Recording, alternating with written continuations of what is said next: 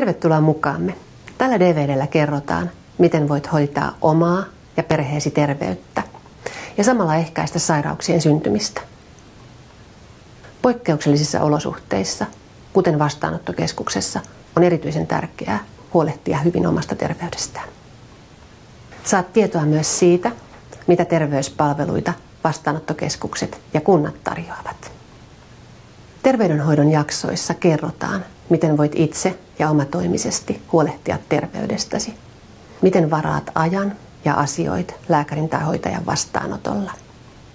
Miten tavallisimmat tutkimukset tehdään, mistä ostat lääkkeesi ja miten huolehdit hampaista ja suusta. Lisäksi puhutaan tarttuvista taudeista, mielenterveyden hoidosta ja päihteiden haitoista. Pohditaan myös sitä, miten voit helpottaa oloasi, jos lupien ja päätösten odottaminen käy raskaaksi tai joudut valmistautumaan mahdolliseen käännytykseen tai muuttoon takaisin kotimaahan.